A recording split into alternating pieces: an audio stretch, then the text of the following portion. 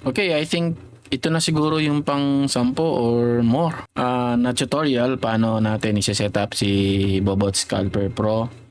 At assuming na meron na kayong MetaTrader 5 na download na ninyo at nakuha na ninyo yung ating license sa admin or sa reseller, sa agent, ang una natin gagawin is visit chide.net, tapos ipipaste natin yung ating key. So, activate license, ipipaste mo lang dito yung key mo, tapos yung trading account na gagamitin. Paste mo dyan, nakalagay na, no? Not a demo, not demo, sabi. So, follow lang tayo. Kunwari ito, activate natin. At ayun, license activated successfully. You can now log in. Go to login. Okay. So, ang gagawin natin dito is ilalagay lang natin to. Ipipaste natin dyan. Pwede mong ilagay yung trading account or hindi. Better kung ilagay mo na rin para mas ayos. Login natin. Ayun. So, ito na yung ano ko. Ito na yung account, no? Ang next na gagawin natin is either panoorin niyo yung setup. Ito na yon. Panoorin niyo yung setup nandito or diretso na kayo na mag-download. Update niyo muna yung profile niyo, pwede naman. Yan. So kunwari, update natin, no? Update lang natin. At ayun, profile updated. At yan, bumalik na tayo, no? Ayan na yung mga details. Ngayon, pagkaplano na ninyong ilagay yung account to, ilagay nyo muna bago kayo mag-download ng license file. So, pakita ko sa inyo, no? So, una, kunwari hindi natin nilagay, no? Para makita ninyo yung error at saka yung demo account. Una, ang gagawin natin is download EA. Da-download natin yung EA. Ayun, na-download na siya, no? Pero, as you can see, meron siyang, meron siyang 0.1. Kasi nga, meron na akong nakasave dito. Ang gagawin natin, tanggalin muna natin, no? Para, ano lang to, kunwari, malinis yung ano nyo, hindi nyo pa na-download yan. Para fresh, para makita ninyo na yung file ay hindi iba yung pangalan. Download natin, ayun, so, ayan na yung pangalan niya, no? Na-download na siya. Ngayon, ang susunod na da-download mo is yung license file. Ayun. So, na-download na natin si Bobot Scalper at saka si license file. Puntahan nyo lang kung saan ninyo na-download. Ito, kunwari dito. Ayan na yung license file ko at saka si Bobot Scalper. Ngayon, ang gagawin natin, punta tayo sa MetaTrader 5 na dinownload natin. Ayan, no? Ang gagawin ninyo is i-add ninyo yung account muna ninyo. Okay? Ayan, may mga makikita kayong ganito dito. Pero isasara natin yan kasi hindi naman natin kailangan tong mga to. Sarado yan. Tapos punta tayo dito sa navigator. Kung wala yung navigator ninyo, punta kayo dito sa view. Click navigator. Ayan yung navigator natin. May makikita kayong account. Double click lang natin to. Ayan. At kung ayaw mabuksan ng double click, right click nyo lang. At open an account. Open an account. At ito yung lilitaw sa inyo. MetaQuotes, no? Wag yan. Kung ano yung company ninyo, yun yung ilagay ninyo. As for me, Vantage International. Diyan pa lang, no? Vantage International or kahit Vantage lang yung ilagay mo dyan. Tapos pagka find your company, lilitaw lahat ng mga Vantage. So dito tayo, pagka Vantage yung gagamitin ninyo, or depende sa kung saan mang, kung ano man yung broker ninyo. Pero sa akin, Vantage International Group Limited. Yan lagi yung ginagamit natin pagka Vantage kayo. So next natin, at may makikita kayong ganito. Tagal eh. Ayan, no? May tatlong ano dyan, may tatlong option dyan. Ito, at saka ito. Dito tayo sa connect with an existing account. Make sure na meron na kayong nag-exist na account, no? At ilalagay natin yung ating details dyan. Ayan, yung trading account natin. Tapos, login at saka yung password ninyo. Make sure, alam ninyo yung server ninyo dito. Kasi nasa ano yan, nasa dashboard ninyo, makikita naman ninyo kung anong server kayo. As for me, naka-ano ako sa server na pinakauna, yung live lang, na walang 7, walang ano, kumbaga live, ito lang. Wag ninyong gagayahin, no? Iba yung server ninyo sa akin. Or posibleng pareho tayo pero iba-iba yan. Okay? Tapos yung password ninyo dito, hindi yung password ninyo dun sa Bobot, no? Ngayon, i-finish na natin to. Tintayin natin makapasok at ayun. Pasok na mga tol. So pagkapasok na, yung account dito, pagka kinlik nyo yung araw na yan, makikita ninyo dito yung account ninyo. Ayan, no? Diba? So ayan na yung account ninyo. Ngayon, ang gagawin natin is wala kayong makikita naman ninyo dito, wala kayong bot. 'Di ba? So ang gagawin natin, bago kayo maglagay ng bot, punta muna tayo dito. Ilagay na natin si XAU. May makikita kayong mga dot diyan like ito, no? .crp. Not for trading purposes, sabi. Yung iba kasi, ito yung ginagamit eh. No? Ayan, not for trading purposes, tapos nagkakaroon sila ng error. Meron dyan XAU USD. Ayan, makikita naman ninyo dito. XAU Gold USD Dollar. Yan, no? Ito dapat. Okay? So, enter natin at yan yun. Tanggalin na natin to para hindi nakakagulo. Remove. Paano mag-remove? Hide na lang. Hide. Ayun. Ito tayo. No, hindi yung something. So, nandito na tayo ngayon at idadrag natin dito yung ating chart. Ayan, punta tayo dito sa siguro 5 minutes. Yan yung 5 minutes. Ngayon, ito na.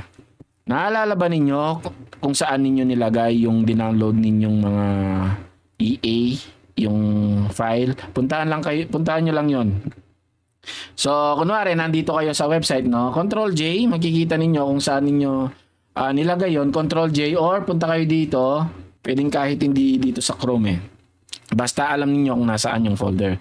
So, as you can see, itong Bobot Scalper Pro natin, ika-copy nyo yan. Copy, di ba? Then, punta ulit kayo dun sa chart. Dun sa MetaTrader 5. Punta kayo dito sa Open Data folder. At may makikita kayong dyan. May makikita kayong MQL5, sabi. Diba? Double click nyo yan at may makikita kayong experts. Ito yung experts. Double click nyo tapos paste nyo dyan yung file, yung bot.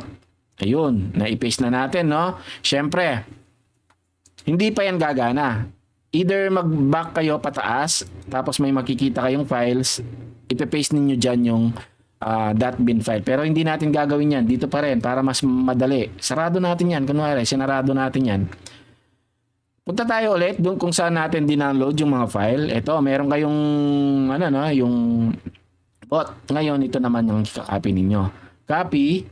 Ayan. Ang pangalan nito? .bin file. Punta tayo ulit dito. Open data folder ulit. At may makikita na naman kayong MQL5 na folder. Double click tapos may makikita kayong files. Double click nyo lang yung files at i-paste ninyo dito ang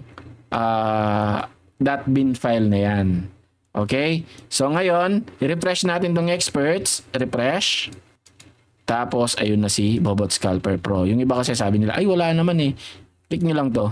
Ayun si Bobot Scalper Pro. Ngayon, ang gagawin natin mga tol ay i-attach natin ito sa chart, no? Make sure na i-copy mo muna yung yung serial or yung pangalan nito, license, copy. Tapos right click, attach to chart. May makikita kayong allow modification of signal settings para pagka magte-trail na siya, i-modify niya yon. Click mo yan. Dapat naka-check. Tapos, allow algo trading. Check mo din. Huwag mo munang i-okay. Punta ka dito sa input. At, double click. Paste mo yung paste mo tong serial mo. So, eto na yung settings natin ngayon. Hindi ko na i-discuss yan kasi meron tayong meron na tayong settings para dyan. Ayan yung mga natin. No? Default yan mga tol. Default. Naka-default tayo. So, ayan siya. Ang gagawin mo lang is i-okay mo yan. Pag in-okay mo, dapat lilitaw na siya sa ibaba ng account mo dito. Halimbawa, nakasara yan. I-click mo lang. Tapos, yan. Kunwari, nakasara din to. Click mo lang din to. At, ayan, nakalagay na si EA natin, si bot natin. Pero may problem tayo dyan mga tol. Ang problem natin is hindi pa naka-on si algo trading. Ito yung algo trading. Ang gagawin nyo lang is i-click to. Pagka kinlik mo yan at nag-blue na dito, meaning gumagana na siya. Makikita mo yan sa experts. Ayan, ang sabi, automated trading is enabled. Okay? Sa journal, ayan din, ganun din siya. At yan na yun, gumagana na siya ngayon. Gagana na to. Maghihintay na lang tayo ng tamang signal at automatic mag-place na siya ng order. So, ganun lang yung pagse-setup natin. Ngayon, may mga problem din yung iba. Ang sabi kasi na hindi daw gumagana sa demo. Ngayon kasi pagka nag-add kayo ng demo dito, mag-a-add kayo ng account, no? Kunwari, mag-a-add ako ng demo. Mag-a-add tayo ng demo. Okay, ito mag-a-add tayo ng ng demo account. So ito yung demo account natin at punta lang tayo dito sa accounts, tapos open an account. Ilalagay natin is Vantage International pa rin ako, no? Next ko lang 'yan.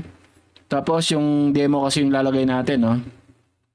Login, tapos ito, connect. Lalagay ko 'yan, tapos yung password ng demo.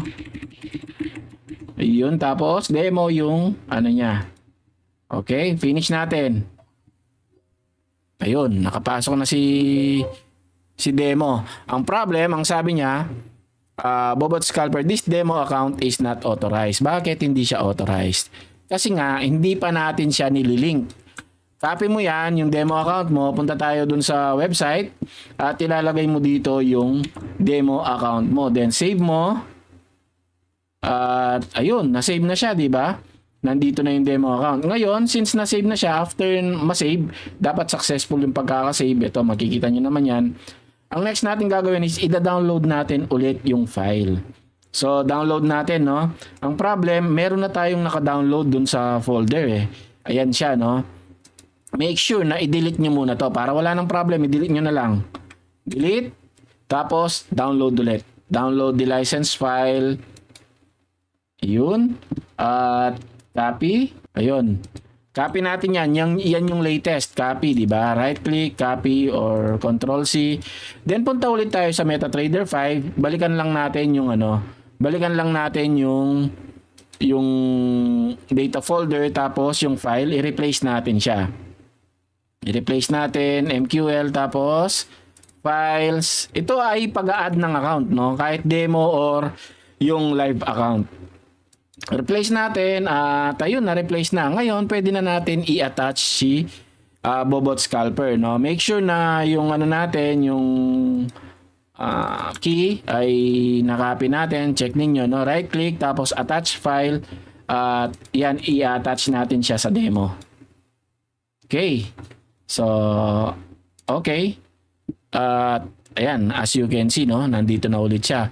Click lang natin si Algo Trading at ayan, na-click na natin, pero ang problem, si Bobot ay naka-gray pa rin. Bakit palagay ninyo? Bakit siya naka-gray? Kasi hindi natin nilagay yung dito sa common. Hindi natin siya inallow algo trading. Dapat inallow algo trading nyo. Para pagka in-on nyo to, halimbawa naka-post, no? In-on niyo yan, mag-on din siya. So yan yung nagiging dahilan bakit may mga error tayo. Ngayon, pwede ninyong gawin to sa sa live account na pag-a-add. After ulitin ko, no? After ninyong after ninyong mailagay yung bagong account dito, kunwari naglagay kayo, no? Tapos sinave ninyo, save, kailangan ulit ninyong i-download si license file. At pagka di-download ninyo, make sure na wala na yung nandito, deleted na.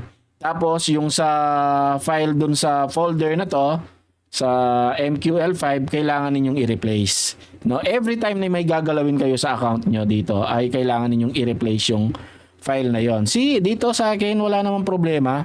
Yun yung hindi ko magets bakit yung iba ang nagkaka-problem sa ganito. Madali lang naman na sundan tong video natin. So ibabalik ko na siya sa live. Hindi tayo pwedeng mag-run sa isang MetaTrader 5 ng dalawang account. Kailangan yung mag-open ng terminal at meron tayong video tungkol dyan. So para bumalik tayo dito, ang gagawin natin is double click lang natin yung account. Ayan, lalabas naman to. Tapos okay mo lang at ayun. So pasok na siya ulit. Since pasok na siya ulit, naka-off yung algo trading. Ang gagawin lang natin dito is i-click lang natin yan. So, ayun. Gumagana na mga tol. Okay? Thank you and God bless mga tol. Yun lang.